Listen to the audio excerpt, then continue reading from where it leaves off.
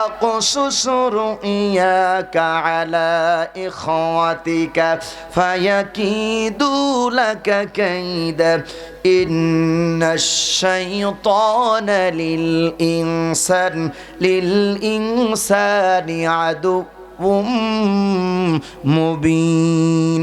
ইয়া বুনাইয়া, হে ছেলে, লা তাকুসুস রুইয়াকা, তুমি তোমার স্বপ্নের কথা তোমার ভাইদের কাছে বলো না। যদি বলো ফায়াকিদু লাকা কাইদা, তোমার বিরুদ্ধে একটা চক্রান্ত করবে, কৌশল করবে। নিশ্চয়ই শয়তান মানুষের প্রকাশ্য দুশমন।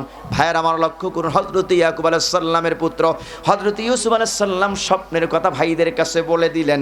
এইবার ভাইরা রাতের বেলায় দিনের বেলায় মিটে গোল মিশিং করলেন। তার মানে এবার হযরত ইউসুফ আলাইহিস সালামকে তারা হত্যা করবেন সিদ্ধান্ত নিলেন। তার মানে ওরা ইউসুফকে হত্যা করবেন। হত্যা করে ভাইরা নবুয়তির চেয়ারে বসবেন, তার মানে ক্ষমতার মস্তকে বসবেন। এই স্বপ্নের কথা ভাইদের কাছে যখন বলছেন, ভাইদের আর বসতে বাকি নাই। কেন? আমার আব্বা ইয়াকুব ইউসুফকে বেশি আদর করে। তার মানে ক্ষমতার মস্তকে, ক্ষমতার চেহারে আমাদের 10 ভাইকে আমার আব্বা বসাবে না। তার মানে ইউসুফকে নবুয়তির চেহারে বসাবে, ক্ষমতার বসাবে। আমরা 10 ভাই বসতে পারবো না, সেটা হয় না। যেভাবে হোক আমরা ইউসুফকে হত্যা করে আমাদের 10 ভাইয়ের ভিতর থেকে একজনে আমরা ক্ষমতার মস্তকে বসবো। ক্ষমতা দুনিয়ার মানুষের পক্ষ থেকে আসে না। আল্লাহ যারে ক্ষমতায় দেন, জেলখানাতে আল্লাহ ক্ষমতা দেন। আর আল্লাহ তাআলা যাকে অপমান করেন, ক্ষমতার মস্তকে বসে জুতার পিটা দিয়ে আল্লাহ দুনিয়া থেকে বিদায় করে। ঠিক কি না বলেন? ক্ষমতা দেওয়ার মালিক কে? আল্লাহ। ওরা চাই ক্ষমতা নিতে, আর আল্লাহ কয় আমি ইউসুফের ক্ষমতা দেব। দেবে কি না? কান লাগান। কষ্ট হচ্ছে আপনাদের? কষ্ট হচ্ছে? খসে খসে গলে গলে পড়ে যেত। সুবহানাল্লাহ বলেন। আল্লাহর ভয়ে কোরআনটা নাজিল করলে পাহাড়টা খসে গলে গলে পড়ে যেত। পাহাড় নিতে রাজি হয় নাই, গাছ বহন করতে রাজি হয় নাই, সাগর নিতে রাজি হয় নাই। এই কোরআন নাজিল করছে কার উপরে? মুসা সালামের উপর, অর্থাৎ মানুষের উপরে আল্লাহ কোরআন অবতীর্ণ করছে। মানুষের উপরে কোরআন আল্লাহ নাজিল করছেন। এই কোরআনের এত ওজন, তাহলে আমরা ধৈর্য সহকারে বসবো তো? বসবো তো?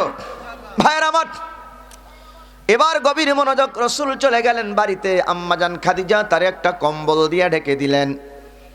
রাসূল থরথর করে কাঁপছেন, গায়ে প্রচন্ড জ্বর। হাদিস শরীফের ভিতর আসছে বেশ কিছুদিন পর্যন্ত আল্লাহ রাসূলের কাছে ওহী বন্ধ ছিলেন, জিবরাইল আর ওহী নিয়ে আসে না। আল্লাহ সুবহানাহু ওয়া তাআলা পরবর্তীতে আয়াত নাজিল করলেন, ইয়া আইয়ুহাল মুদ্দাসসির কুম ফাআনজির ওয়া রাব্বাকা ফাকাব্বির ওয়া সিয়াবাকা ফাতাহির ওয়ার রুজসা ফাহাজুর। ইয়া আইয়ুহাল মুদ্দাসসির, হে কম্বল আচ্ছাদনকারী ব্যক্তি, কুম ওঠেন, ফাআনজির সতর্ক করেন, ওয়া রাব্বাকা ফাকাব্বির, রবের নামে আপনি তাকবীর দেন, ওয়া সিয়াবাকা ফাতাহির, এবং আপনার পোশাককে আপনি পরিষ্কার করেন। আয়াত দ্বারা প্রমাণ হলো নবীজি আপনি ওঠেন, রবের নামে তাকবীর দেন, অসিয়াবাকা ফাতাহির, আপনার পোশাককে পরিষ্কার করেন। জমহুল উলামায়ে কেরাম, মুফাসসিরে কেরাম বর্ণনা করেন, রাসূলের পোশাক যে পবিত্র করতে বলছেন, পোশাক রাসূলের পবিত্র না। তার মানে গোটা সমাজ বলতে পোশাক বোঝানো হয়েছে। রাসূল গোটা সমাজ অন্ধকার, এই সমাজটাকে আপনি কোরআন দিয়া পরিবর্তন করে দেন। সুবহানাল্লাহ বলেন। সুবহানাল্লাহ। ভাইজান, মাইক আপনাদের ফেরি সবচেয়ে দুর্বল মাইক। এই মাইক দিয়ে কথা বলে আধা ঘন্টা পরে দোয়া করা লাগবে। মানে এমাকে আমাদের মতো বক্তাদের কথা বলা যায় না, কারণ এই কথা বললে গলা, এদের সাউন্ড এবং এই বক্স সুন্দর হয়নি। ওই একদিকে কথা বলতেছে, আর একদিকে বাড়ি দিয়ে কানে আসতেছে। তার পাচ্ছেন? মাইকের বেলাটা খুব সুন্দর করতে হয় অন্তপক্ষে।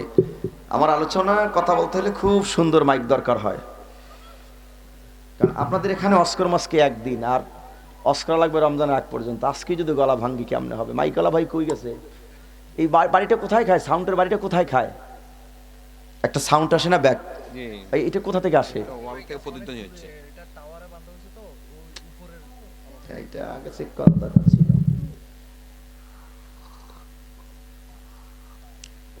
মাইকের সাউন্ডে একটু ভালো করে দেখেন দেওয়া যায় কেন? কোনো বাবা দরকার বাড়ি যাতে না খায়, বাড়ি যাতে না খায়। প্রতিধ্বনি হচ্ছে, এই প্রতিধ্বনি হওয়ার কারণে মানুষের কথাগুলো বুঝবে না, বুঝবে এলোমেলো হচ্ছে। হ্যাঁ, বোঝা যায়? বোঝা না, ওই যে এলোমেলো হচ্ছে, কারণ আমি তো বুঝতেছি, আমি একজন আলোচক। দেখেন তো একটু ঠিক করেন, মাইকের সাউন্ড মোটামুটি ভালো আছে, কিন্তু এই আপনার সিস্টেমটা সুন্দর করে সেটিংটা সুন্দর হয়নি। মাইক ভালো আছে জান,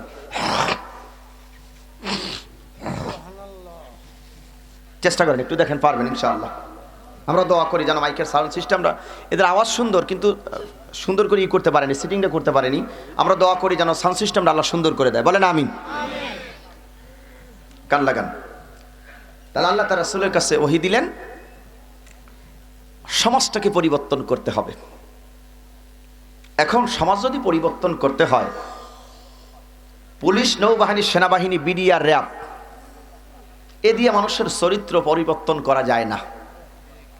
মানুষের চরিত্র যদি পরিবর্তন করতে হয়, তাহলে আল্লাহর কোরআন দিয়ে মানুষের চরিত্র পরিবর্তন করা যায়, কি ঠিক কিনা? তাকে উদাহরণ দেই। হযরতে ওমরের মতন বড় নেতা ওই যুগে ওই সমাজে কেউ ছিল না। ওমরের মতো নেতা না, আবু জাহেলের মতো নেতা বড় কেউ ছিল না। রাসূল দুইজন কাফের জন্য দোয়া করতেন, হে আল্লাহ, দুইজন কাফের থেকে একজন কাফেরকে তুমি ইসলামের জন্য কবুল করো। একজন ওমর আর একজন হলেন আবু জাহেল। আল্লাহ হযরতে ওমরকে কবুল করছেন, আবু জাহেলকে আল্লাহ কবুল করে নাই। এই ওমর ছিল একেবারে জিরো, কোরআনের সংস্পর্শে ওমর এলো, এই কোরআন হযরতে ওমরকে বানাই দিয়েছে একেবারে হিরো। আর আবু জাহেল ছিল হিরো, কোরআনের সাথে বেয়াদবি করছে, কোরআন বানাইছে কি জিরো। তাহলে কোন হিরো ব্যক্তি যদি এসে সম্মান করে, হিরোই থাকে, আবার হিরো ব্যক্তি যদি এসে কোরআনকে অপমান করে, আল্লাহ জিরো বানায় দেয়। আর জিরো ব্যক্তি সম্মান করলে কি বানায়? যারা মানুষের রক্ত আর মাংস নিয়ে খেলা করত, তারা হয়ে গেল মানুষের রক্ত এবং মাংসের পাহারাদার। যারা নারীর সতীত্বের জম ছিল, সতীত্ব নিয়ে যারা খেলা করত, তারা হয়ে গেল নারীর সতীত্বের পাহারাদার। এদেরকে বানাইলো কি? কোরআন। কে বানাইছে? কোরআন। তাহলে এই সমাজকেও যদি পরিবর্তন করতে হয়, পুলিশ আর নৌবাহিনী, সেনাবাহিনী দিয়ে পরিবর্তন করা যাবে না। সমাজ এবং দেশ, রাষ্ট্রকে যদি পরিবর্তন করতে হয়, আল্লাহর কোরআন দিয়েই পরিবর্তন করা যাবে, কি ঠিক কিনা? রাষ্ট্র সমাজ কোরআন দিয়ে চলুক, এটা কি আমরা চাই? আমরা চাই। তাহলে আসুন, কোরআন রাসূল ওঠেন, সমাজকে পরিবর্তন করার জন্য আপনি এগিয়ে যান। রাসূল এগিয়ে গেলেন মক্কাবাসীর কাছে, আল্লাহ আয়াত নাজিল করলেন, রাসূল আপনি যে এগোবেন, লাঠি ছোটা আর বাহিনী নিয়ে এগানো যাবে না। আপনার এগোতে হলে কি নিয়া? কোরআন নিয়ে। কিনে নিয়া? কোরআন নিয়ে। কারণ কান লাগান। সম্মানিত ভাইয়ার আমার, এই সমাজকে যদি পরিবর্তন করতে হয়, নৌবাহিনী, সেনাবাহিনী, বিডিআর, র্যাব, পুলিশ দিয়ে পরিবর্তন করা যাবে না। কোরআনকে সমাজে প্রতিষ্ঠিত করেন, দেশে প্রতিষ্ঠিত করেন, অর্থাৎ রান্নাঘর থেকে জুরি সংসদ পর্যন্ত কোরআন যদি একেবারে প্রতিষ্ঠিত হয়ে যায়, এই দেশে চোর, জেনাখোর, মদখোর, হারামখোর অথবা চাঁদাবাজ, দুর্নীতিবাজ এই সমাজের ভিতরে আর থাকবে না, ঠিক কিনা? রাসূল আল্লাহ আয়াত নাযিল করে জানালেন, ফাযাক্কির বিল কুরআনি মান ইয়াখাফু ওয়াঈদ। যাক্কারা ইউযাক্কিরু মুযাক্কিরাত, হে নবী আপনি উপদেশ দেন, বিল কোরআন, কোরআন দিয়ে মানুষ উপদেশ দেন। এই কোরআন দিয়ে যদি মানুষকে আপনি দাওয়াত দেন, মানুষের কাজ হবে। আর একটা আয়াত আল্লাহ নাজিল করলেন, ইয়া আইয়ুহার রাসূলু বাল্লিগ মা উনজিলা ইলাইকা মির রাব্বিক। ইয়া আইয়ুহার রাসূল, হে রাসূল, বাল্লাগা ইউবাল্লিগু তাবলিগান, হে নবী আপনি তাবলিগ করেন, বিমা উনজিলা ইলাইকা মির রাব্বিক, রবের পক্ষ থেকে যে কোরআন আসছে, এই কোরআনটা নিয়ে আপনি জাতির সামনে পৌঁছায় যান, এগিয়ে যান। আর গোটা জাতিকে অন্ধকার থেকে আপনি আলোর রাস্তা দেখায় দেন। আলিফ লাম রা কিতাবুন আনসালনাহু ইলাইকা লিতুখরিজান নাসা মিনাজ যুলুমাতি ইলান নূর।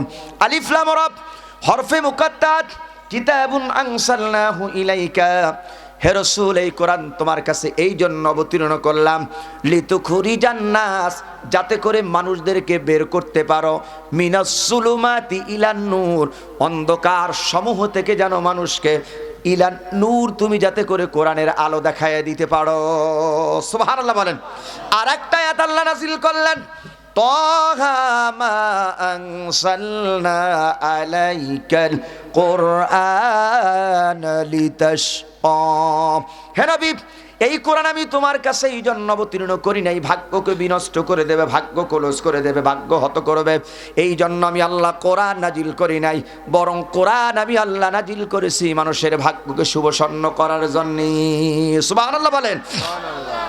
তকদির পরিবর্তন করার জন্য আল্লাহ কি নাজিল করছে? কোরআন।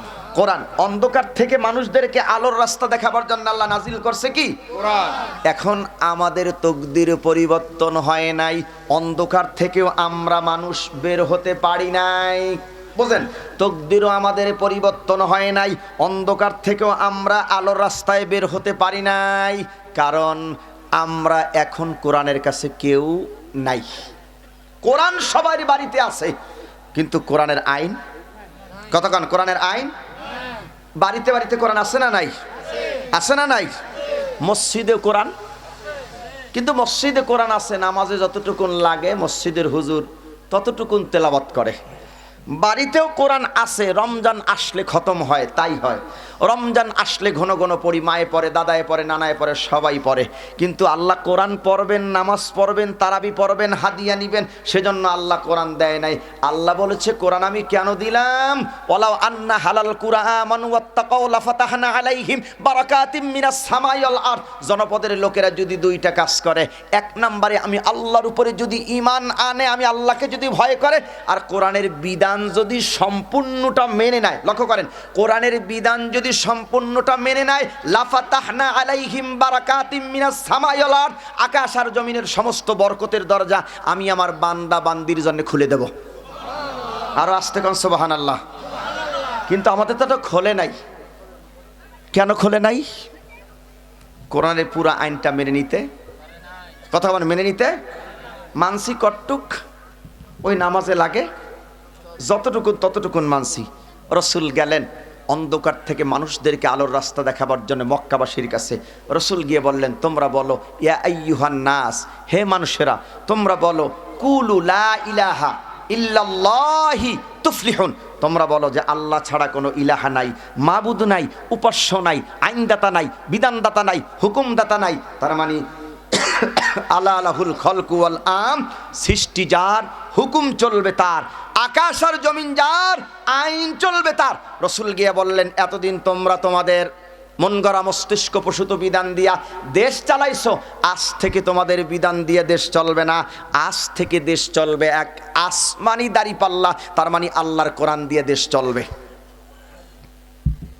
রসুল এই কথাটাই মক্কার লোকদের আর খেপতে দেরি নেই। তারা জানে আল্লাহর জমিনে যদি আল্লাহর আইন প্রতিষ্ঠিত হয়ে যায়, রাতের ভোট দিনে দেওয়া যাবে না, দিনের ভোট রাতে দেওয়া যাবে না, মানুষকে গুম করা যাবে না, খুন করা যাবে না, দেশের টাকা বিদেশে পাচার করা যাবে না, তাহলে মোহাম্মদকে ঠেকাও। তার মানে আল্লাহর জমিনে যদি আল্লাহর আইন প্রতিষ্ঠিত হয়, শান্তি আমরা পাবো কিনা? সবাই বলেন শান্তি পাবো কিনা? কম না বেশি? যেতে হবে। হ্যাঁ যান যান, ঠিক আছে যান, কান লাগান। দেশ স্বাধীন হয়েছে আজকে কত বছর? 54 বছর। 54 বছর। এই দেশে কত আইন আমরা দেখছি, ব্রিটিশ আইন, পাকিস্তান আইন, ব্রিটিশ আইন, পাকিস্তান আইন, দাদার আইন, নানার আইন, কত আইন দেখছি আমরা, দেখছি না? আর নিচে নাই, আমি নামলাম, কিন্তু মানুষের পরিবর্তন হয়েছে না? পরিবর্তন হয়নি। কেন হয় নাই? আল্লাহর আইন দিয়ে দেশ, আল্লাহর আইন নাই, শুধু মানুষের আইন। আমরা দেখেছি আইন যারা বানাইছে, এই আইনের কল কাবজায় তারা পড়ে গেছে। তার মানে আল্লাহর আইন বাড়ানো যায় না, কমানো যায় না, যা আছে তাই। আর মানুষের আইন বাড়ানো যায়, কমানো যায়। তাই দেখছি 5ই আগস্টের পরে যারাই এদেশের আইন বানাইছে, তারা আবার কলাপাতার বিছানায় ঘুমাইছে। ঠিক দেখছেন কি না? নাম নাই বললাম। যদি আল্লাহর আইন দিয়ে দেশ চালাইতো, তাহলে কলাপাতার বিছানায় কারো ঘুমানো কথা বলে লাগতো? মানুষের আইন মানুষের জন্য কল্যাণকার নয়, আল্লাহর আইনই মানুষের জন্য বড় কল্যাণকার। রসুল গিয়ে বললেন, তোমরা বলো লা ইলাহা ইল্লাল্লাহ। এই কথা বলতে দেরি মক্কার লোকেরা বলে মুহাম্মদ একজন পাগল। ইয়া মুহাম্মদ আনতা মাজনুন, ইয়া মুহাম্মদ আনতা মাজনুন, ইয়া মুহাম্মদ আনতা মাজনুন, মুহাম্মদ তুমি একজন পাগল। 40 বছরে পাগল বলে নাই, যখন বলছে লা ইলাহা ইল্লাল্লাহ সবাই 40 বছর বলছে আল আমিন। তার মানে বিশ্বাসী।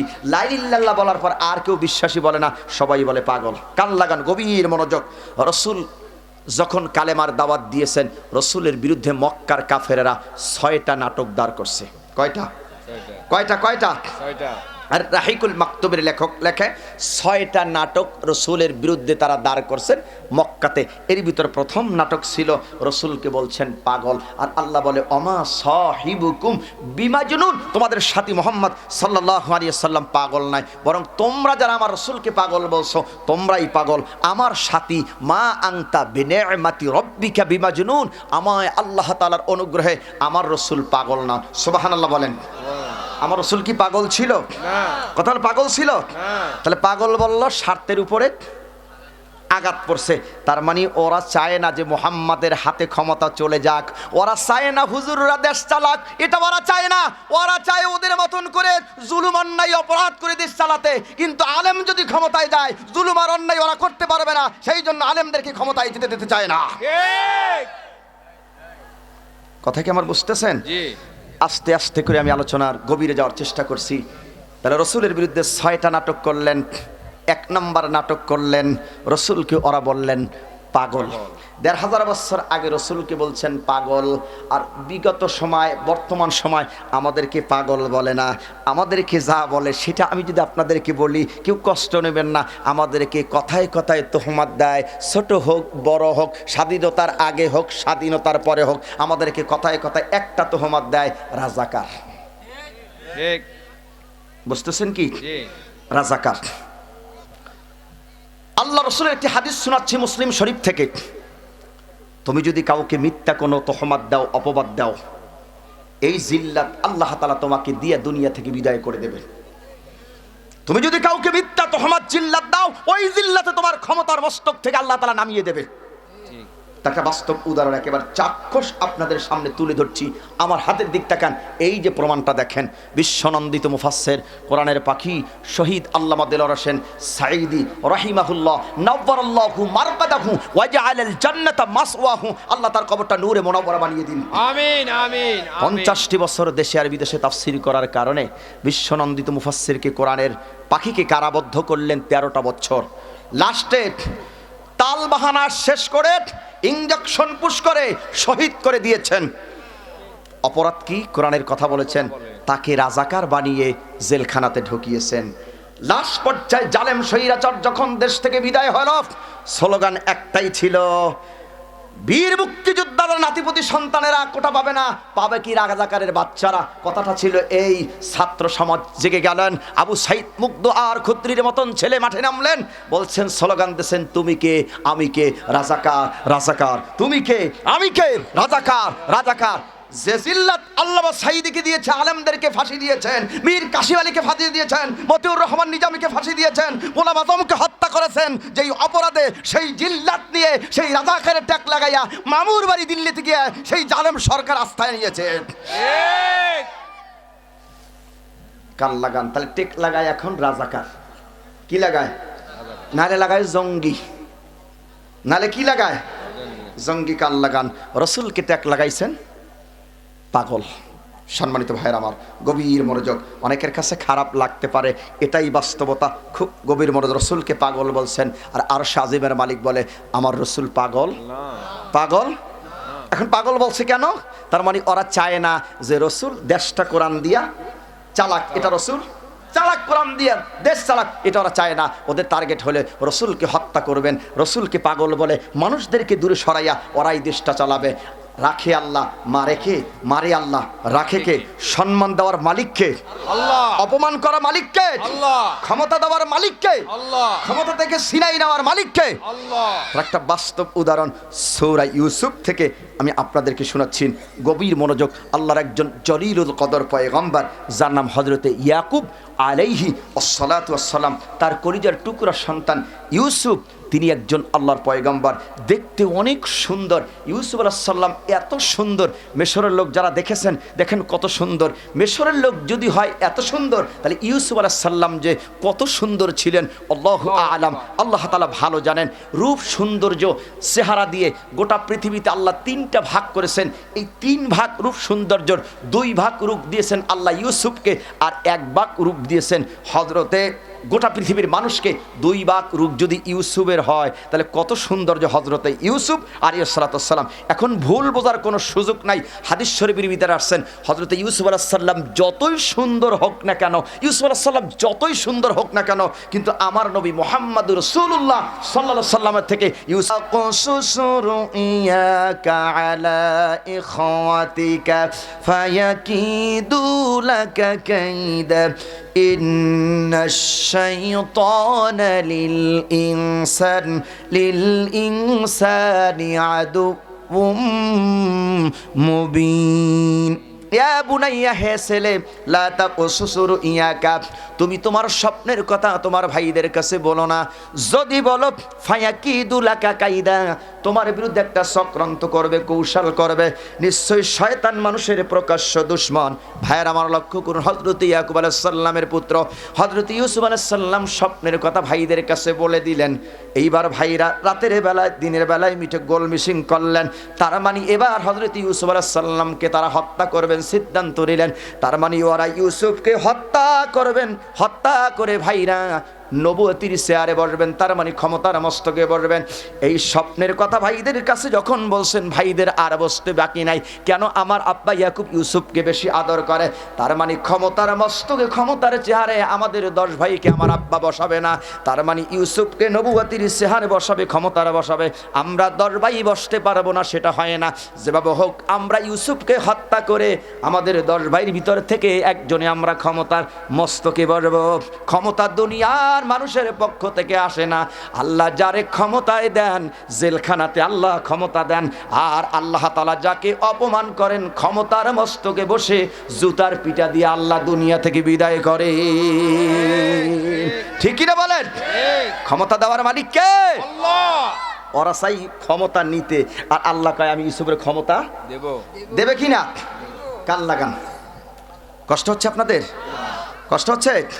এইবার 10 ভাই বাবা ইয়াকুব আলাইহিস সালামের কাছে গিয়ে বললেন, বাবা আমরা 10 ভাই আগামীকালকে বনভোজনে যাব। আমরা একা যাব না, আপনার সবচেয়ে বেশি আদরের ইউসুফকে নিয়ে সাথে যাব। আল্লাহর পয়গম্বর যখন ছেলেদের বক্তব্য শুনলেন, এবার ওরা বললেন আব্বা নিয়ে যাব। ইয়াকুব আলাইহিস সালাম বললেন, শোনো ছেলেরা, তোমরা যখন খেলাধুলায় ব্যস্ত থাকবে, আমার ইউসুফকে বাগে খেয়ে ফেলবে। আমার সন্তানকে তোমরা পাবে না, আমার সন্তান ইউসুফকে বাগে খেয়ে ফেলবে। অতিভক্ত চোরের লক্ষণ, চোরের মনে পুলিশ পুলিশ, অতিভক্ত চোরের লক্ষণ। আমরা দেখেছি দেশের আলেমদেরকে ফাঁসি দেয়, আবার জায়গায় জায়গায় মডেল মসজিদ বানায়, হজ ওমরা করে। আবার যখন নাটক বা সেই জালেম যখন ভারতে যায়, কপালের ভিতরে সিঁদুর লাগাইয়া আবার মুসলমানদেরকে ধোকা দেয়। আছে না নেই? এইবার 10 ভাই বললেন, قالوا لئن أكله الذئب ونحن عصبة إنا إذا لخاسرون। ওরা বলল, শোনেন আব্বা, ওয়ানাহানু উসবাতুন, আমরা বড় শক্তিশালী দল, আমরা 10 ভাই, সংখ্যায় আমরা বেশি। ইউসুফকে আমরা নিয়ে যাব, বাগে ইউসুফকে খেতে পারবে না, আমরা বাগের থেকে ইউসুফকে হেফাজত করব। বাগে খেতে পারবে না, আমরা বড় শক্তিশালী দল। আব্বা বিশ্বাস করেন, আমাদের কাছে দেন, আল্লাহর নামে আমরা কসম করে বলি, আপনার সন্তান ইউসুফকে বাগে খেতে পারবে না। দেখেন কত বড় ধোঁকাবাজ। হাদিস আসছে, ওরা আল্লাহর নামের কসম খাইয়ে বলে যে না, আপনার সন্তান ইউসুফকে বাগে খেতে পারবে না। ওয়ানাহানু উসবাতুন, তাফসীর আসছে ওয়ানাহানু উসবাতুন শাদীদ, আমরা বড় শক্তিশালী একটা দল, এদের ভিতর থেকে বাগে কেমনে নেবে? আব্বা নিতে পারবে না, আমরা বাগের মুখ থেকে ইউসুফরে বাঁচাবো। নিয়ে গেলেন বাবার কাছ থেকে ফাঁকি দিয়ে হযরত ইউসুফকে। ইয়াকুব আলাইহিস সালামের কাছ থেকে যখন বিদায় হয়ে ইউসুফ আলাইহিস সালাম একটু আড়াল হলেন, কেউ এসে থাপ্পড় দেয়, কেউ এসে লাথি দেয়, কেউ ঘুষি দেয়, কেউ সোপার দেয়, কেউ মারে, কেউ ঘুষি দেয়, এরকম করতেছে। ইউসুফ আলাইহিস সালামের আর বসতে বাকি নাই, মারতে মারতে মারতে মারতে যখন কূপের কাছে নিয়ে গেছে, ইউসুফ আলাইহিস সালাম আল্লাহকে ডাক দিয়েছে, রব্বুল আলামিন আমার বাবার কাছ থেকে আমার ভাইরা ফাঁকি দিয়ে নিয়ে এসে কূপের কাছে নিয়ে এসে আমাকে হত্যা করবে। রব্বুল আলামিন আমার আব্বা আম্মা বিদায় বেলা আমার কাছে কেউ নাই, আল্লাহ তুমি তো আসো, তুমি ইউসুফের জন্য বড় জামিনদার হয়ে যাও। আল্লাহ তোমার উপর আমি স্বর্ণপন্ন হইলাম, আল্লাহ তুমি তোমার বান্দা ইউসুফকে বাঁচায়ে দাও। 10 ভাই হাত পাও বেঁধে জামাটা খুলে ইউসুফকে কূপের ভিতরে ফেলে দিলেন। আল্লাহ জিব্রাইলকে ডাক দিলেন, ও জিব্রাইল দেখো 10 ভাই জুলুম করে আমার ইউসুফকে কূপের ভিতরে ফেলে দেয়, কূপের নিচে যদি ইউসুফ চলে যায় তাহলে মারা যাবে। ও জিব্রাইল জান্নাত থেকে একটা পাথর নিয়ে যাও, ইউসুফের পায়ের নিচে দাঁড় করে দাও যাতে ইউসুফ নিচে ডুবে না যায়। জান্নাত থেকে জিব্রাইল একটা পাথর নিয়ে ইউসুফের পায়ের নিচে ধরলেন, তাফসীর শোনাচ্ছি গল্প না, ধরলেন, ইউসুফ দাঁড়ায় রইলেন। 1 দিন 2 দিন 3 দিন কোন মুফাসসিরে লিখেছেন, কেউ কেউ লিখেছেন 40 দিন পর্যন্ত ওই পাথরের উপরে ইউসুফ দাঁড়াইয়া আল্লাহর জিকির করতেছিল, আল্লাহকে স্মরণ করতেছিল, আর জিব্রাইল জান্নাত থেকে ইউসুফের জন্য প্রতি মুহূর্তে খাবার নিয়ে আসতেন। সুবহানাল্লাহ, সুবহানাল্লাহ। সেই আল্লাহ আছে না নাই? আর জোরে বলেন আছে না নাই? আছে। 10 ভাই ইউসুফকে কূপের ভিতরে ফেলে দিয়া খুব অভিনয় করলেন। তার মানে আমরা দেখি আমাদেরকে অনেকে এখন বলে আমরা নাকি ধর্ম ব্যবসায়ী, আমরা নাকি ধর্ম ব্যবসায়ী। আমাদের মাথায় আগেও টুপি ছিল, আজও আছে, আশা করি ইনশাল্লাহ মৃত্যুর আগ পর্যন্ত আমাদের টুপি থাকবে। ধর্ম ব্যবসায়ী তারা যারা সময় আসলে নামাজ পড়ে, যাকাত করে, হজ করে, মাজার জিয়ারত করে, আর আসর আর জহুর যারা 6 জায়গা পড়ে তারা ধর্ম ব্যবসায়ী। ঠিক আমার কথা কি বুঝতেছেন? জি জি। রাগ করেন কারা কারা, হাত জাগান। এইবার 10 ভাই কোথায় ফেলাইছে? কথাক্ষণ কোথায়? সূরা মনে আছে তো? কোন সূরা? সূরা ইউসুফ। না না, সূরা কলাম। আমার আলোচনা কোন সূরায়? সূরা কলাম। দেখেন কোথায় যায়। অনেকে বলতেন খেলা আলোচনা তো করতেই মনে চায়, কোরআনের কথা, কথার নাম লতা, কোথার কথা কোথায় যায় আল্লাহ ভালো জানে। আসেন সূরা কলামের আলোচনাই করতেছি। তাফসীর করতে হলে কয়েকটা ঘন্টা আমার লাগে একটা আয়াতের উপরে আলোচনা করতে। কান লাগান সম্মানিত ভাইয়েরা। 10 ভাই এইবার ইউসুফকে কূপে ফেলে দিয়ে খুব আনন্দ করে, উৎসাহ করে। আমাদের বিপদ কাটে গেছে। বিপদ কি? তাহলে এখন আর কোনো বাধা নাই, ক্ষমতায় বসতে পারবো। এখন আর কি নাই? বাধা নাই, ক্ষমতায় বসতে পারবো। 10 ভাই আবার গোল মিটিং করলেন সেই কূপের কাছে। তাফসীর কাশাব এসেছে, ওইখানে গোল মিটিং করে ওরা চিন্তা করলেন, বুদ্ধি করলেন, জামাটা যে আমরা খুলে রাখছিলাম ইউসুফের, এই জামাটা আব্বার কাছে পেশ করলে আব্বা খুশি হয়ে যাবে। আর এক ভাই কয় জামাটা এমনি দিলে আবার আব্বা বিশ্বাস করবে না। আর একজনে কয় জামাটা যদি এইরকম দিই তাহলে আব্বা বিশ্বাস করবে না। আর একজনে এসে কয় জামাটা আব্বার কাছে দেবো, তাহলে একটা কাজ কর, জামার ভিতরে রক্ত লাগা। আর একটা কয় কির রক্ত লাগাবে, গরুর না খাসির? আর একটা কয় ছাগলের না বকরির? কয় কির করতে? একটা কয় ছাগলেরটা লাগা। ছাগল বা বকরি একটা জবাই করে জামার ভিতরে রক্ত লাগাইয়া এরপরে জামাটা নিয়ে একেবারে বাবার কাছে কোন সময় যায়? এই দেখেন কোরআন কি বলে। বাবার সময় যখন যায়, বাবার কাছে একেবারে রক্ত মাখাইয়া জামাই নিয়ে কোন সময় যাই হাজির হয়। দেখেন হযরত ইউসুফ আলাইহিস সালামকে কূপের ভিতরে 10 ভাই ফেলে দিয়া গোল মিটিং করে জামার ভিতরে রক্ত লাগাইলেন। বকরির রক্ত লাগাইয়া কূপ থেকে 2 থেকে 2.5, কেউ কেউ বলছেন 7 থেকে 8 মাইল, কেউ কেউ বলেছেন 30 মাইল দূরে। এবার ওই ছেলেরা হাঁটতে হাঁটতে বাবা হযরত ইয়াকুব আলাইহিস সালামের কাছে গেলেন। ওয়াজাউ আবাহুম ইশা আইয়াবকুন। সন্ধ্যার সময় ওরা গেছেন, কানতে কানতে অভিনয় কায়দা লক্ষ্য করেন, কানতে কানতে অভিনয় কায়দায় অজাউ আবাহুম ইশা আইয়াবকুন, কানতে কানতে গিয়ে হাজির হয়ে গেছেন। আব্বা আব্বা আব্বা, আমরা ইউসুফকে ইনদা মাতাইনা, আমাদের মালের কাছে রেখে আমরা খেলাধুলা করছিলাম, কোত্থেকে জানো জংলা থেকে একটা বাঘ এসে আমার ভাই ইউসুফকে খেয়ে ফেলেছেন। আব্বা, ইউসুফকে বাঘে খেয়ে ফেলেছেন।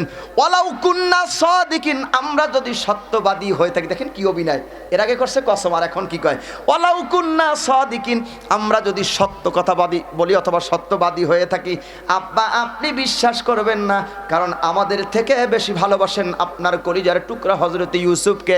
আব্বা আমরা যদি সত্যবাদী হয়ে থাকি, আপনি বিশ্বাস করবেন না কারো বেশি ভালোবাসি ইউসুফকে। দেখেন আব্বা, প্রমাণস্বরূপ আপনার কাছে ইউসুফের জামা নিয়েছি, দেখেন বাগে ইউসুফকে যে খেয়েছে ওই জামার ভিতরে এখন দেখেন ওই ইউসুফের রক্ত জামার ভিতরে লাগানো আছেন। আল্লাহর পয়গম্বর ইয়াকুব আলাইহিস সালাম জামাটা এইভাবে হাতে নিলেন, জামাটা ওলট পালট করে দেখলেন, উল্টাইয়া পাল্টাইয়া সুন্দর করে মেলে মেলে দেখলেন। দেখার পরে হযরত ইয়াকুব আলাইহিস সালাম চোখে আর পানি রাখতে পারলেন না, চোখের পানি মুছে এইবার হযরত ইয়াকুব আলাইহিস সালাম সন্তানদেরকে ডাক দিলেন, ও সন্তানেরা তোমরা শোনো, ও সন্তানেরা তোমরা শোনো, ও সন্তানেরা তোমরা শোনো, আমার কলিজার টুকরা ইউসুফকে যে বাঘে খাইছে, শোনো বাঘটা বড় দারুণ শিকারী বাঘেরে, দাগটা বড় দারুণ শিকারী বাঘেরে, বাঘটা বড় দারুণ শিকারী বাঘেরে আমার ইউসুফের জামা খুলে খাইছে, জামার ভিতরে একটা নখেরও আসর নাই, দাঁতের কামড় নাই, সিরাপাড়া নাই, বাঘটা বড় দারুণ শিকারী বাঘ। বাঘটা দারুণ শিকারি বাঘ কি নাই, একটা সিরাও নাই, একটা ফুটাও নাই, বাঘটা দারুণ শিকারী বাঘ, একটা দাগও নাই, শিকারী বাঘ। এরকম বাঘ তো আমি দেখি নাই জামা খুলে খায়, জামা খুলে খায়, বাঘের জামা খুলে খাইছে, দারুণ বাঘ, শিকারী বাঘ জামা খুলে খাইছে, বাঘটা বড় দারুণ বাঘ। ভাইয়ার আমার, আল্লাহর পয়গম্বর হযরত ইয়াকুব আলাইহিস সালামের আর বসতে বাকি নাই, তিনি সন্তানদেরকে লক্ষ্য করে বলে, টুকরা সন্তান ইউসুফকে আবার আল্লাহ আমার কোলে ফিরাইয়া দেবে। সুবহানাল্লাহ বলেন। দেয় নাই? কতক্ষণ দেয় নাই? দেয় নাই?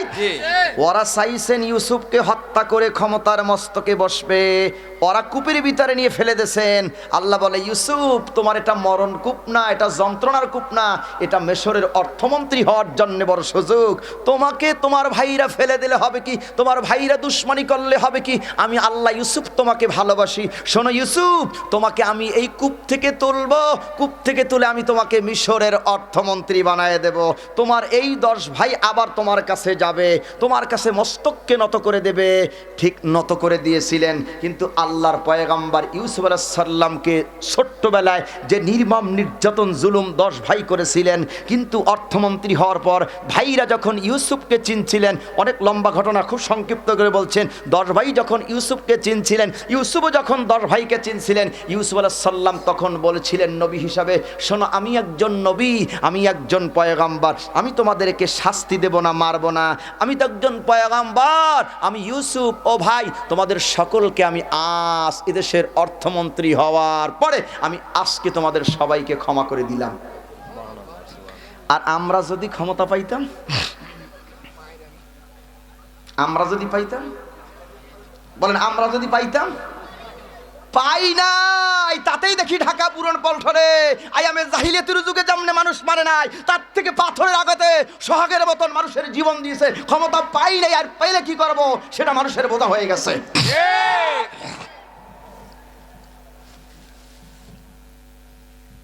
রাসূলের বিরুদ্ধে নাটক কয়টা করছে? কয়টা? কেন করছে? ক্ষমতার মস্তকে মুহাম্মদ যাতে বসতে না পারে। ইউসুফকে হত্যা করতে কেন চাইছেন? যাতে ক্ষমতার মস্তকে না বসতে পারেন, কিন্তু আল্লাহ তারে বসাইয়া। তাহলে নবীর বিরুদ্ধে 6টা নাটক। 1 নম্বর পাগল বলে লোকদেরকে রসুলের থেকে দূরে সরাতে পারলেন না। আসেন 2 নম্বর নাটক ওরা সাজাইলেন। কষ্ট হচ্ছে আপনাদের? দোয়া করবো নাকি? কষ্ট হচ্ছে না তো আপনাদের? 2 নম্বর নাটক ওরা করলেন, রসুল রাস্তা দিয়ে যায় আর ডাকে, হে মোহাম্মদ, ইয়া মোহাম্মদ আন্তা বাতার, ইয়া মোহাম্মদ আন্তা বাতার, এ মোহাম্মদ আন্তা বাতার। তার মানে লেস কাটা, শিকট কাটা, নির্বংশ বলে গালি দেয়। কেন নির্বংশ বলে গালি দেয়? হুজুরকে আল্লাহ ছেলে সন্তান দিয়েছিলেন, তয়েব, কাসেম বা ইব্রাহিম। আল্লাহ হুজুরকে পুত্র সন্তান দিয়েছেন। কোন কিতাবে আসছেন 3টা, কোন কিতাবে আসছেন 4টা সন্তান আল্লাহ দিয়েছিলেন। এক এক করে আল্লাহ হুজুরের সব ছেলেগুলো নিয়ে গেছেন, মেয়েদেরকে আল্লাহ বাঁচাই রাখছেন। তার মানে পুত্র নিয়ে গেছেন, কন্যাদেরকে আল্লাহ বাঁচাইছেন। কেন আল্লাহ কন্যাদেরকে বাঁচাইলেন? ছেলেদেরকে আল্লাহ কেন নিয়ে গেলেন? আল্লাহ যদি চাইতেন কোন একটা ছেলে সন্তানরে বাঁচাই আল্লাহ রাখতে পারতেন কি পারতেন না? পারতেন কি পারতেন না? বাঁচাইলেন না কেন আল্লাহ? মেয়েদেরকে আল্লাহ কেন বাঁচালেন? ছেলেদেরকে আল্লাহ বাঁচাইলেন না কেন? শুনতে চান? আল্লাহ রাব্বুল আলামিন বলেন, কেন আমার বন্ধুর মেয়েদেরকে বাঁচালাম, ছেলেদেরকে আমি বাঁচাইয়া রাখলাম না? মা কানা মুহাম্মাদুন আবা আহাদিম মির রিজালিকুম ওয়ালাকির রাসূলুল্লাহি ওয়া খাতামান নাবিয়্যিন ওয়া কানা আল্লাহু বিকুল্লি শাইইন আলিমা। মুহাম্মদ সাল্লাল্লাহু আলাইহি ওয়াসাল্লাম কোনো পুরুষের পিতা নন। লক্ষ্য করেন, মুহাম্মদ সাল্লাল্লাহু আলাইহি ওয়াসাল্লাম কোনো পুরুষের পিতা নন, তিনি কন্যাদের পিতা। মুহাম্মদ সাল্লাল্লাহু আলাইহি ওয়াসাল্লাম কোনো পুরুষের পিতা নন, তিনি কন্যাদের পিতা। মুহাম্মদ সাল্লাল্লাহু আলাইহি ওয়াসাল্লাম কোনো পুরুষের পিতা নন, তিনি কন্যাদের পিতা। আল্লাহ কেন হুজুরকে ছেলে দিলেন, কেন ছেলেগুলো নিয়ে গেলেন, মেয়েদেরকে আল্লাহ কেন বাঁচাইয়া রাখলেন? তার একটা ইতিহাস প্রমাণ আমি দেখি। আল্লাহ পাক তার রাসূলকে আখিরি নবী, খাতামুন নাবিয়্যিন, শেষ নবী বানাইছেন। আমার নবীর পরে কোনো নবী বা রাসূল পৃথিবীতে আল্লাহ পাঠাবে না বা আসবে না। ভাইয়ার আমার, আমরা যদি একটু ইতিহাসের দিক লক্ষ্য করি দেখতে পাবো আল্লাহর পয়গম্বর হযরতে দাউদ আলাইহিস সালাম নবী, তার কলিজার টুকরা সুলাইমান আলাইহিস সালাম ছেলে নবী। আল্লাহর পয়গম্বর ইব্রাহিম আলাইহিস সালাম নবী, তার কলিজার টুকরা সন্তান ইসমাঈল আলাইহিস সালাম নবী। হযরতে ইয়াকুব আলাইহিস সালাম তিনি একজন নবী, তার পুত্র হযরতে ইউসুফ আলাইহিস সালাম একজন নবী। নবীর ছেলে নবী, নবীর ছেলে নবী, নবীর ছেলে নবী, নবীর ছেলে নবী, নবীর ছেলে নবী, নবীর ছেলে নবী।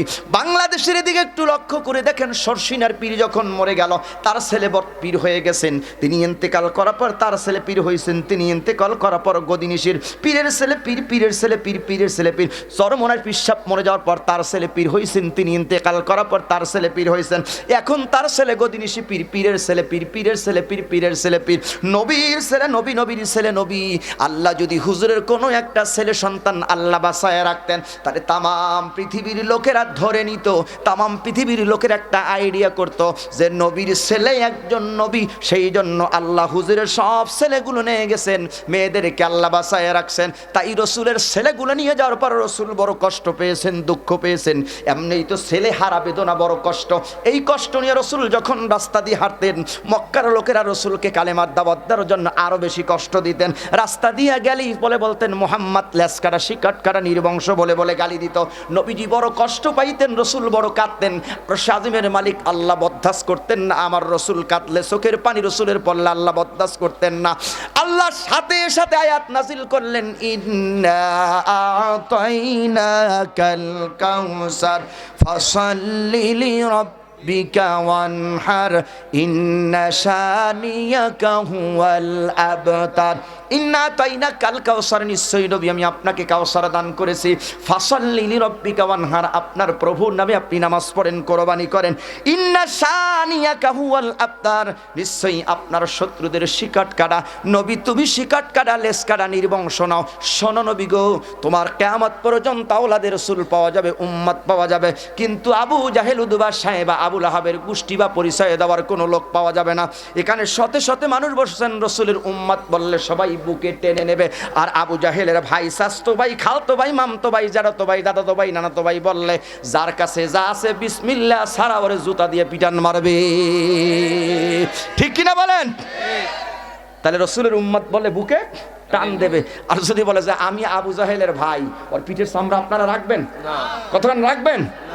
যার কাছে যা আছে তাই দিয়ে কি শুরু করবেন? তা রসুল করা বাতারা বলছেন। 2 নাম্বার, খুব সংক্ষিপ্ত করে বলছি, রসুলের বিরুদ্ধে নাটক কয়টা? 6টা। 1 নাম্বার নাটক পাগল, 2 নাম্বার লেস কাটা। তার মানে এগুলো কেন বলে, খুব গভীর মনোযোগ, এগুলো কেন বলে? যাতে করে মুহাম্মাদের থেকে লোকদেরকে আলাদা করতে পারে। বুঝতেছেন কি আমার কথা? মুহাম্মাদের কাছ থেকে যাতে করে আলাদা রাখতে পারে। এখন আমাদের হুজুরদেরকে যে কত কিছু মানুষ বলে লোকদেরকে আলাদা করাবার জন্য, বলে কি বলে না? আর আমাকে হুজুরগো দোষ তো এমনিতেই বেশি। জোরে গেলে কয় কোথায় যেন দাওয়াত পাইছে, আর আসতে গেলে কয় জম্মের খাওয়া খাইছে, হাতি পারছে না। আর না খেতে পারলে কয় মরার হুজুর মসজিদে রাখছি, খেতেও পারে না। কথা বলে না? আছে না নাই? কথা বলেন আছে নাই? কেন হুজুরগো দোষ? কেন হুজুরগো দোষ? ওই মসজিদে হুজুর খালি একটু হক কথা কয়, সত্য কথা বলে, ঘুষের বিরুদ্ধে, সুদের বিরুদ্ধে, জেনার বিরুদ্ধে। তবে আপনাদের এলাকার লোকজন ভালো, এগুলো মনে করেন না। ম্যাক্সিমাম মসজিদের কাছে অস করতে গেল, কয় হুজুর বড় বিপদ আছি। কেন? কয় হুজুর বেতন দেয় মাত্র 4000 টাকা, বাকি 2000 টাকা। একটু মসজিদে যদি হক কথা বলি মসজিদ থেকে তাড়িয়ে দেয়। তবে আপনাদের এলাকার লোকজন, আমি আমার বাগেরহাটের কথা বলছি। আছে আছে আছে কোন আছে? সত্য কথা বললে দোষ আছে না নাই? আছে না নাই? বলবো বলবো বলেন, বলবো বলবো বলেন। যত দোষ নন্দ ঘোষ, সত্যটা বললেই দোষ। যত দোষ নন্দ ঘোষ, সত্যটা বললেই দোষ।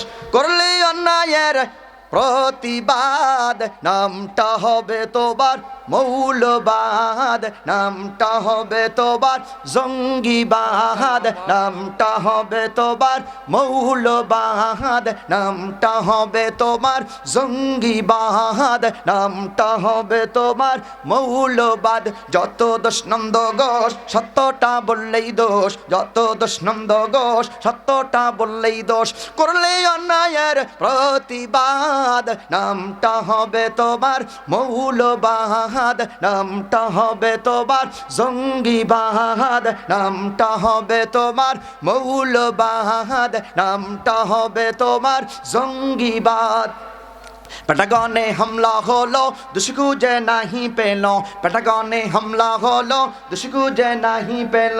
ওসামাকে দিল দোষের অপবাদ, নামটা হবে তোমার মৌলবাদ, নামটা হবে তোমার জঙ্গিবাদ, নামটা হবে তোমার মৌলবাদ, নামটা হবে তোমার জঙ্গিবাদ, নামটা হবে তোমার মৌলবাদ। কি ঠিক কিনা বলেন? মৌলবাদ, জঙ্গিবাদ। এখন আর মৌলবাদ আর এখন যেটা বলে সেটা আমি আগে আপনাদেরকে শুনিয়েছি। কান লাগান। ও রাসূল দাওয়াত নিয়ে গেলেন, ওরা কয়টা জানি ট্যাক লাগালেন? কয়টা কয়টা বলছি? কয়টা? দুইটা। বাকি আছে কয়টা? কি চারটাও শুনবেন? শুনবেন? তাহলে রাত্রে তো অনেক গভীর হয়ে যাবে। 3 নম্বর ট্যাক লাগাইলেন। রসুলকে বলছেন শাইর। শায়ের মানে হলো কবি। শায়ের মানে কি? আর আল্লাহ বলে অমা আল্লামনাহু শি'রা ওমা ইয়ামবাগি লাহু ইন হুয়া ইল্লা যিকরুন ওয়া কুরআনুম মুবিন। আমি আমার রসুলকে কবিতা শিক্ষা দেই নাই, আমি আমার রসুলকে শিক্ষা দিয়েছি কি বলেন তো? কি দিয়েছে?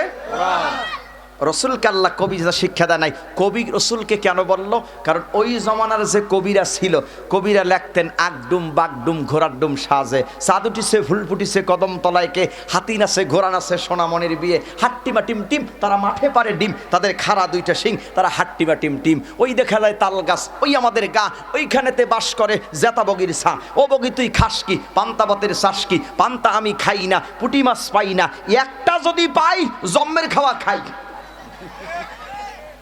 কি এই কবিতার কোনো মজা আছে? কতখানি মজা আছে? আগডুম বাগডুম ঘোড়ার ডুম সাজে, দেখছেন আগডুম জীবনে? হাট্টিমা টিম টিম তারা মাঠে পারে ডিম, হাট্টিম দেখছেন জীবনে? জীবনে বলেন দেখছেন? এই কবিতার কি নাই? আগামাতা নাই। ছোট্টবেলা আমরা কবিতা পড়ছিলাম, প্রার্থনা সুপিয়া কামাল তুলি দুই হাত করি মোনাজাত হে রহিম রহমান। কত সুন্দর করে ধরণী মোদের করছো দান, পাখির কণ্ঠে গান, এগুলো সব তোমারই দান। শৈশব হতে জননী সেবা করিতেন দিবাজামি, বহুদূর থেকে পানি এনে দেখলো সন্তান মা ঘুমিয়ে গেছে, পানির গিলাস নিয়ে মায়ের মাথার শিয়ার দাঁড়াই রইলেন। মুয়াজ্জিন ফজরের আজান দিল, মায়ের ঘুম ভাঙলো। সন্তানকে জিজ্ঞেস করলেন কেন পানি নিয়ে তুমি দাঁড়াই রইলে? বললে মা তুমি পানি চেয়েছিলে, এনে দেখলে ঘুমায় গেছে। মা তোমাকে ডাকি নেই, তোমার কষ্ট হবে বলে। মা সন্তানকে বিছানায় শয়ে দিয়ে নামাজের পাঠিতে মা সন্তানের জন্য দোয়া করলেন, আল্লাহ আমার সন্তানকে তুমি সুলতানুল্লাহ আরিফি বানিয়ে দাও। মা দোয়া করতে দেরি, আল্লাহর সন্তান বাইজিদকে বড় অলি বানাইতে দেরি করে নাই। এগুলো হলো কবিতা। এই ছিল কবিতা। আর এখন আমার সোনামণিরা বলে আয় ছেলেরা আয় মেয়েরা ফুল তুলিতে যাই, ফুলের মালা গলায় দিয়া শ্বশুর বাড়ি যাই। কি কথা কেনা? এগুলো কোনো কবিতা? শিক্ষা ব্যবস্থা বিগত দিনের জালেম স্বৈরাচারের শিক্ষা ব্যবস্থা আমার রব্বুকুমুল আলা পর্যন্ত পৌঁছে দিয়েছে। একটা মানুষকে পোষাইতে গিয়া যা করেছে, এত জিকিরি করেছে। একটা মানুষের যদি এত জিকিরি না করে যদি আল্লাহর জিকিরি করতো, তাহলে এতদিনে সব এদেশের মানুষ আল্লাহ ওয়ালা হয়ে যেত।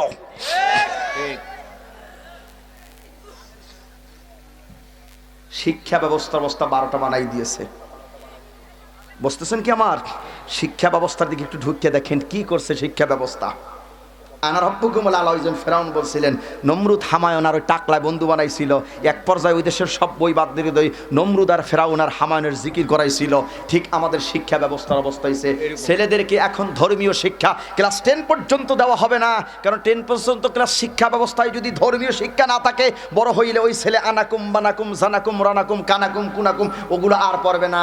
সেই জন্য আমার ছেলের এখন আদর্শবান ছেলে হয় না, রসুলের চরিত্রের ছেলেবান হয় না, আমার দেশের ছেলেরা এখন সোনার ছেলেরা হয়ে যায়, সেনগান আলী খাতুন আলী উলাইকা খাতুন হয়ে যায়। আর আমার দেশের ছেলেরা এখন কলেজ ইউনিভার্সিটি লেখাপড়া করে, মাদ্রাসায় লেখাপড়া করে, ছেলেগুলো হয়ে যায় এখন গুন্ডা।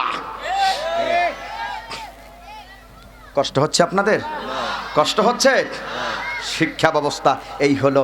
সেই জমানার কবিরা লেখতো ওই রকম আনাকুম জানাকুম এগুলো না, লেখতো হাট্টিমা টিম টিম। কিন্তু মুহাম্মদ সাল্লাল্লাহু আলাইহি ওয়াসাল্লাম যেগুলো পড়তেন সেগুলো দুনিয়ার কোনো কবিতা নয়, দুনিয়ার কোনো লেখকের কোনো লেখা নয়। রসুল যেটা পড়তেন সেটা কার লেখা? কার লেখা? আল্লাহর লেখায় মজা আছে না নাই? আছে না নাই? তার একটা দলিল দিচ্ছি, খুব গভীর মনোযোগ। রসুল দেখেন যে তেলাওয়াত করতেন, আর রহমান আল্লামাল কুরআন খলাকাল ইনসান আল্লামাহুল বায়ান, আর শামসু ওয়াল সবাই আর শামসু ওয়াল কমারু বিহুসবান ওয়ান নাজমু ওয়াশ শাজারু ইয়াসজুদান ওয়াস সামাআ রাফাআহাদাল মিজান আল্লাহ তাতগাউ ফিল মিজান ওয়া আকিমুল ওয়াসনা বিল কিসতি ওয়া লা তুকসিরুল মিজান। প্রত্যেকটা আয়াতের শেষে আছে নুন নুন নুন নুন। মজা আছে না নাই? আছে। আবার তেলাওয়াত করেন, ওয়াশ শামসি ওয়া দুহাহা ওয়াল কমারি ইদা তালাহা ওয়ান নাহারি ইদা জাল্লাহা ওয়াল লাইলি ইদা ইয়াগশাহা ওয়াস সামাই ওয়া মা বানাহা ওয়াল আরদি ওয়া মা তাহাহা ওয়া নাফসিন ওয়া মা সাওয়াহা। প্রত্যেকটা আয়াতের শেষে সা আছে না নাই? আছে। কথা না আছে না নাই? তাহলে মজা আছে। মজা আছে। আমাদের এই পাশেই চট্টগ্রাম, চট্টগ্রাম পাশে না, ফেনীর পরে কি চট্টগ্রাম কাছে বনফুল কোম্পানি।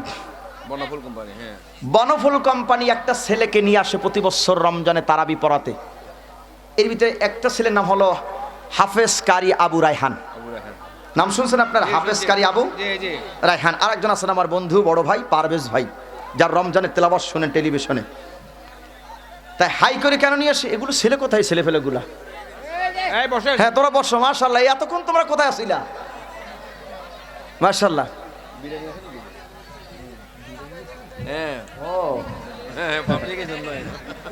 হ্যাঁ বসো সোনামণি, তোমরা বসে যাও। মাশাআল্লাহ মাশাআল্লাহ, তোমরা বসে যাও, ছেলে পেলে বসে যাও। এই তো তোমরা আসছো।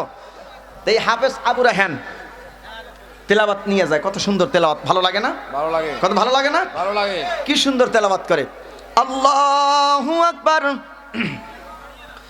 আলহামদুলিল্লাহি রাব্বিল আলামিন আর রহমানির রহিম মালিকি ইয়াউমিদ্দিন ইয়াকা না'বুদু ওয়া ইয়াকা নাস্তাঈন ইহদিনাস সিরাতাল মুস্তাকিম সিরাতাল লাযিনা আন'আমতা আলাইহিম গায়রিল মাগদুবি আলাইহিম ওয়ালাদ-দাল্লিন। আলিফ লাম মিম ذلك الكتاب لا ريب فيه هدى للمتقين الذين يؤمنون بالغيب يقيمون الصلاة مما رزقناهم ينفقون والذين يؤمنون بما أنزل إليك وما أنزل من قبلك وبالآخرة هم يوقنون أولئك على هدى من ربهم وأولئك هم المفلحون.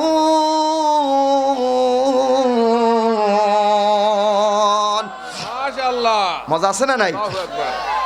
তাহলে এই যদি হয় আমাদের দেশের কারীদের তেলাওয়াতের এত মজা, আর আমার রাসূল যদি তেলাওয়াত করতেন তার মজা কম না বেশি? কতক্ষণ কম না বেশি?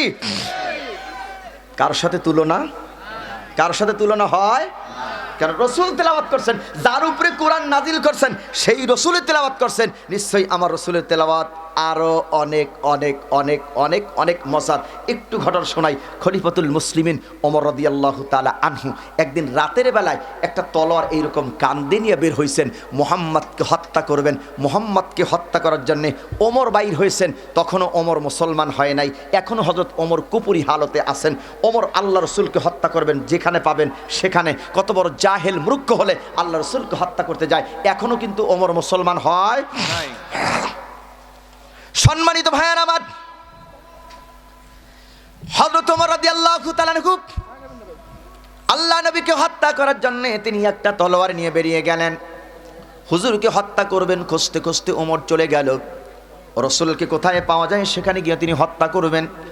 আল্লাহ নবীকে কোথাও পাওয়া গেল না। ওমর চিন্তা করলেন, আমার হুজুরকে বা রসুলকে, মোহাম্মদকে, আব্দুল্লাহর বেটাকে এখন তো কোথাও পাওয়া যাবে না নামাজ ছাড়া। ওমর চলে গেলেন রসুলের ঘরের কাছে।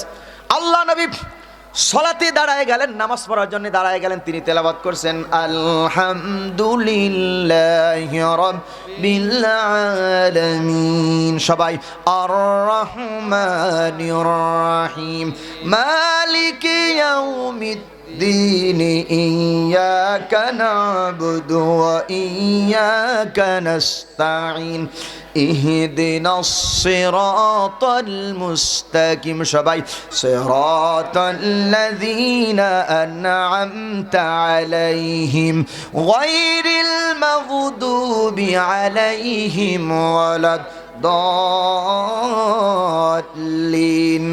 আল হাক্কু মাল হাক্ক ওয়া মা আদরাকা মাল হাক্ক। আল্লাহ নবী নামাজের ভিতরে সূরা হাক্ক তলোয়ার নিয়ে গেছেন, রসুলকে হত্যা করবেন। কিন্তু ওমর তলোয়ার নিয়ে রাসূলুল্লাহর পিছনে দাঁড়ায় রইলেন। ওমর দাঁড়িয়ে দাঁড়িয়ে কোরআন তেলাওয়াত শুনছেন। ওমর বলেন, ওই দিন যে আমি তেলাওয়াত শুনছিলাম, রসুলকে হত্যা করতেছে যে সুললিত কণ্ঠে, মুহাম্মাদের কণ্ঠে তেলাওয়াত শুনছিলাম, ওই তেলাওয়াতটা আমার কান দিয়ে ঢুকছে, কলিজার ভিতরে লেগে গিয়েছে। ওমর বলেন, ওই তেলাওয়াতটা আমার কান দিয়ে ঢুকছে, কলিজার ভিতরে গিয়ে লেগে গেছেন। ওমর বলেন, তেলাওয়াত শুনছি, কান দিয়ে কলিজার ভিতরে আঘাত লেগে গেছে, আমি আর হত্যা করতে পারলাম না। আমি ওমরও দাঁড়িয়ে দাঁড়িয়ে রাসূলুল্লাহর তেলাওয়াত শুনলাম, আর পিছনে দাঁড়ায় মনে মনে ভাবলাম, আমার দেশের কবিরা যে কবিতা আবৃত্তি করে, কবিতা পড়ে, এত সুন্দর মজা লাগে না, মুহাম্মাদের তেলাওয়াত বড় দারুণ, বড় মজা লাগে। আল্লাহ রাসূলের তেলাওয়াত শুনতেছেন, মনে মনে ভাবতেছেন, নিশ্চয়ই মুহাম্মদ একজন শ্রেষ্ঠ কবি হয়ে গেছে। কবি না হলে পরে এত সুন্দর করে কোরআন তেলাওয়াত করতে পারে না। নিশ্চয়ই মুহাম্মদ আরব দেশের একজন শ্রেষ্ঠ কবি। আল্লাহ রাসূলকে যখন শ্রেষ্ঠ কবি, ওমর পিছনে তলোয়ার নিয়ে দাঁড়াইয়া বললেন বা ভাবলেন, আল্লাহ রাসূল সূরা হাক্কাকের তেলাওয়াত করলেন ওই আয়াত, ওমা হুয়া বিকাউলি শাইরিন কলিলাম মা তুমিনুন। এটা কোনো কবির কথা নয়, তোমরা কম সংখ্যক লোকেরাই ঈমান এনে থাকো। এটা কোনো কবির কথা নয়, এটা কোনো কবির কথা নয়। ওমর এখন বেশি চমকে গেলেন। আমি পিছনে দাঁড়ায় মোহাম্মদকে ভাবলাম শ্রেষ্ঠ কবি, কিন্তু নামাজের ভিতরে তিনি বললেন কবির কথা নয়। নিশ্চয়ই মোহাম্মদ আব্দুল্লাহর বেটা একজন গণক ঠাকুর হয়ে গেছেন। গণক ঠাকুর না হলে মনের কথা তিনি বুঝতে পারতেন না। এই গণক ঠাকুর রসুলকে যখন ওমর পিছন থেকে ভাবলেন, রসুল সাথে সাথে নামাজের ভিতরে তেলাওয়াত করলেন, ওয়ালা বিকাউলি কাহিনিন কলিলাম মা তাযাক্কারুন। এটা কোনো গণক ঠাকুরের কথা নয়, এটা কোনো গণক ঠাকুরের কথা নয়। ওমর এখন আরো বেশি চমকে গেলেন। প্রথম ভাবলেন হুজুরকে কবি, রসুল বললেন কবির কথা নয়। দ্বিতীয়ভাবে ভাবলেন গণক ঠাকুর, রসুল বললেন গণক ঠাকুরের কথা নয়। ওমর এখন মনে মনে চিন্তা করে, কবির কথা নয়, গণক ঠাকুরের কথা না, কথাটা কার? এখন আল্লাহ রসুল সাথে সাথে বললেন, কথাটা কার শোনো, কথাটা কার শোনো, কথাটা কার শোনো। তানজিলুম মির রাব্বিল আলামিন। এটা হচ্ছে মহান বার্তাবাহক আল্লাহ রাব্বুল আলামিনের পক্ষ থেকে নাজিলকৃত কোরআনুল কারীমের আয়াত। শোনো ওমর, এটা দুনিয়ার কোনো মানুষের কথা না, এটা আল্লাহর কোরআনের কথা। ওমর আর রসুলকে হত্যা করলেন না, তলোয়ারটা নিয়ে এসেছিলেন যে হাতে করে, কাঁধে করে, সেই তলোয়ারটা এবার নিচে করে ওমর চলে গেলেন বাড়িতে। ওমর ইসলাম গ্রহণ করার পরে বলছিলেন, ইয়া রাসূলুল্লাহ, ইয়া হাবিবাল্লাহ, যখন কুপুরি হালতে অন্ধকার যুগে ছিলাম, জাহিলিয়াতের যুগে যখন ছিলাম, হুজুর আপনাকে হত্যা করতে আমি গিয়েছিলাম রাতের আধারে, আপনি তখন নামাজের ভিতরে সূরা হাক্ক তেলাওয়াত করছিলেন। হুজুর ওই তেলাওয়াত যে আমি শুনছিলাম, সেই দিন ওমর ওই তেলাওয়াত আমাকে মুসলমান বানাইয়া দিয়েছে। শোনেন, ওই তেলাওয়াত আমার কান দিয়ে ঢুকছে, কলিজার ভিতরে আঘাত লাগেছে। রসুল ওই দিন থেকে সিদ্ধান্ত নিয়েছি, এটা দুনিয়ার কোনো মানুষের কথা নাই, আপনি আল্লাহর কোরআনের কথা বলছেন। আমার দেশের যে কবিরা যে কবিতা পড়ে, সেই কবিতা নয়, নিশ্চয়ই এটা আল্লাহর কোরআনের কথা। ওই দিন আমি সিদ্ধান্ত নিয়েছি, হুজুর আমি আপনার হাতে কালেমা পড়ে মুসলমান হয়ে যাব। সুবহানাল্লাহ বলেন। তাহলে ওমর তেলাওয়াত শুনে পাগল হয়ে গেলেন। ওমর সেদিন বললেন, নিশ্চয়ই এটা কোনো কবির কথা নয়, তানজিলুম মির রাব্বিল আলামিন। কোরআনের কথা কার কথা? আল্লাহর কথা। জোরে বলেন কার কথা? আল্লাহর কথা। আরো জোরে কার কথা? আল্লাহর কথা। তাহলে রসুলকে ওরা 3 নাম্বার বলছিলেন শাইর। তাহলে আমার রসুল কবি ছিলেন? কথা কর, রসুল ছিলেন না। তাহলে কয়টা ট্যাগ যেন লাগাইছে? ছয়টা। কয়টা কয়টা? ছয়টা। এইবার দেখে মনে আছে কিনা। এক নাম্বার কি? এক নম্বর হলো পাগল। এক নাম্বার কি? পাগল।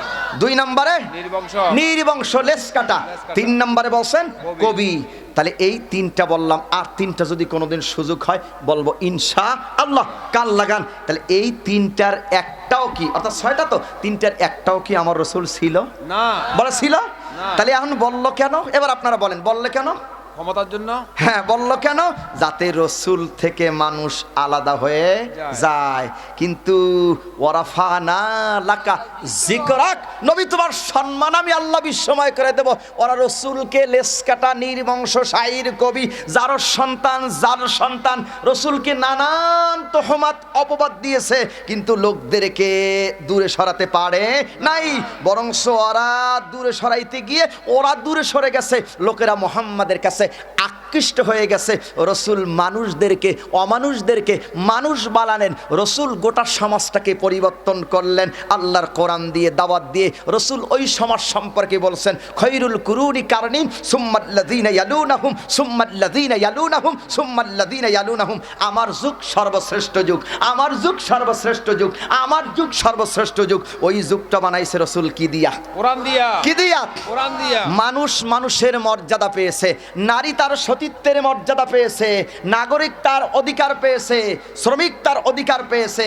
রসুল রাষ্ট্র ক্ষমতায় গেলেন। মসজিদ নববীতে 17টা মন্ত্রণালয় আল্লাহ রসুল গড়ে উঠলেন। 17টা মন্ত্রণালয়, কৃষি মন্ত্রণালয়, অর্থ মন্ত্রণালয়, চিকিৎসা মন্ত্রণালয়, খাদ্য মন্ত্রণালয়, বস্ত্র মন্ত্রণালয়, এরকম 17টা মন্ত্রণালয় আল্লাহ রসুল মসজিদ নববীর ভিতরে গড়লেন। সাহাবীদেরকে সোনার মানুষ বানালেন কি দিয়া? কোরআন দিয়া। কি দিয়া? কোরআন দিয়া। কিন্তু 40 বছরে রসুল পরিবর্তন করতে পারে নাই, কিন্তু 23 বছরে কোরআনের জিন্দিগিতে গোটা সমাজকে পরিবর্তন করেছেন। তাহলে এই সমাজও কি আমরা পরিবর্তন করতে চাই? চাই। কারা কারা চাই কোরআন দিয়ে সমাজ পরিবর্তন করতে? আল্লাহকে হাত ধরে দেখাই দিন। আয় তাকবীর। আল্লাহু আকবার। আল কোরআনের আলো, ঘরে ঘরে জালো। আল হাদিসের আলো, ঘরে ঘরে জালো। দুনিয়ার মুসলিম, এক হও, এক হও। নারায়ে তাকবীর। আল্লাহু আকবার। সম্মানিত উপস্থিতি, তাহলে কোরআনের সমাজ যদি সমাজে কায়েম হয়, রাষ্ট্রে যদি কোরআন থাকে, শোনেন লাভটা কি? একটু মেসেজ দিয়ে দিই। রাষ্ট্রে যদি কোরআন থাকে, কাল লাগান, রাষ্ট্রে যদি কোরআন থাকে, পার্লামেন্টটা যদি কোরআন দিয়ে চলে, সৎলোকে যদি দেশটা চালায়, 1 নাম্বার কাজটা যা করবে আল্লাহর বিধান। সূরা হজ 41 নম্বর আয়াত, আল্লাযীনা ইম্মাক্কান্নাহুম ফিল আরদ আকামুস সালাত ওয়া আতাউস যাকাত ওয়া আমারু বিল মারুফ ওয়া নাহাউ আনিল মুনকার। সৎলোক যদি দেশ চালায় আর আল্লাহর আইন দিয়ে, আসমানি দাড়িপাল্লা দিয়ে যদি দেশটা চলে, পার্লামেন্ট, বঙ্গভবন, সংসদ যদি কোরআন দিয়ে চলে, ক্ষমতায় যাওয়ার পরই 1 নাম্বার কাজ করবে নামাজ পড়ো, নামাজ কায়েম করো। তার মানে বেনামাজি আর একটা খুঁজে পাওয়া যাবে না। সৌদির মতন দোকান সব খোলা থাকবে, হাইয়া আলাস সালাহ আযান হয়ে যাবে, সবাই নামাজে দৌড় দেবে, কেউ কারোটা চুরি করবে না। আর বাংলাদেশে বাইতুল মোকাররমে পুলিশ পাহারায় থাকে, স্বর্ণ আমিন জুয়েলার্সে 12-14টা তালা লাগানো থাকে। তারপর আমরা বাংলাদেশ পত্রিকায় দেখতে পাই যে আমিন জুয়েলার্স থেকে স্বর্ণ নাই। আর সোনার মক্কা আর মদিনায় দোকান খোলা, পাহারাদার নাই, চকিদার নাই, সিসি ক্যামেরা নাই, কিছু নাই, কেউ কাঠটা চুরি করে না। কেন চুরি করে না? কারণ কেন চুরি করে না? ওদেশে আসমানি দাড়িপাল্লা আল্লাহর কোরআনের আইন আছে। চোর জানে যদি ধরা পড়ি, আসমানি দাড়িপাল্লায় ওয়াসারিকু ওয়াসারিকাত ফাকতাউ আইদিয়াহুমা জাযাআম বিমা কাসাবা নাকালাম মিনাল্লাহ। চোর যদি পুরুষ হয়, চোর যদি নারী হয়, চোরকে ধরো, ডান হাত কেটে দাও। এই ডরে কেউ চুরি করে না। যদি রাষ্ট্রে কোরআন থাকে, এই আইন যদি কায়েম হয়ে যায়, দেশের টাকা আর বিদেশে পাচার হবে না। বলেন, আপনারা বলেন, আমি বলবো না। আর দেশের পাচার হবে না। টাকা আর বিদেশে, হ্যাঁ বলেন, দেশের টাকার বিদেশে। তাহলে এইরকম একটা কোরআনের আইন চাই কি না? চাই। আমি কিন্তু বলি নাই যে কে ক্ষমতায় যাবে আর যাবে না, ওই বক্তব্য কিন্তু আমি দেই নাই। যে যায় যাক, বলেন যে যায়, বলেন যে যায়, যে যায়, আলুওয়ালার বেলাওয়ালা, যে যায়, আমি নাম বললাম না, বুঝে নিয়েন, আলুওয়ালা, বেলাওয়ালা, তালওয়ালা, কলাওয়ালা, কুমারওয়ালা, লিচুওয়ালা, আমওয়ালা, পেঁপেওয়ালা, যে যায় যাক, আমার কোনো দুঃখ নাই। কিন্তু দেশটা চলুক কোরআন দিয়া। দেশটা শুধু কোরআন দিয়া। ঠিক কথা একমত আপনারা? একমত। একমত? একমত। কারা কারা দ্বিমত? হাত জাগান তো দেখি। ওই হারা দ্বিমত, রাদি মান। আরে বুঝে নাই আর কি। বুঝতে পারে নাই। কোরআন দিয়ে যদি দেশ চলে আমরা সবাই শান্তি পাবো। আমরা চাই ওমরের মতন একজন রাষ্ট্রপ্রধান। বলেন আল্লাহুম্মা আমিন। আল্লাহুম্মা আমিন। ওমরের মতো রাষ্ট্রপ্রধান চাই কি না? চাই। যদি ওমরের মতো রাষ্ট্রপ্রধান হয় তাহলে লাভ কি শোনেন, বলবো একটু। জি বলেন। ওমরের মতো রাষ্ট্রপ্রধান হলে লাভ কি শুনবেন। জি। ওমর তার দায়িত্ব হলে, সোনামণিরা, ওমরের দায়িত্ব হলো রাতের বেলায় ঘরে কোনো মানুষ যদি অনাহারে থাকে তার ঘরে খাবার দিয়ে দেয়। এরকম যদি রাষ্ট্রপ্রধান হয় শান্তি পাবো কি না? শান্তি পাবো কি না? আমরা আল্লাহর কাছে তামান্না করি, হে আল্লাহ আমার এই বাংলাদেশের জন্য হযরত ওমরের মতন একজন রাষ্ট্রপ্রধান বানিয়ে দাও। বলেন আমিন। আলোচনা আর লম্বা নয়, যতটুকুন কথা বললাম আমাকে সহ আল্লাহ সকলকে আমল করার তৌফিক আল্লাহ দান আমিন, করুন। আমিন। সবাই বলেন আমিন। আর একটা মেসেজ, আমরা 5 ওয়াক্ত নামাজ পড়বো ইনশাআল্লাহ। শাকিল, মাসুদ এরা কোথায়? তোমাদের যুবকরা কোথায়? একটু ডাক দাও। কই কই আপনাদের যুবকরা কোথায়? একটু ডাক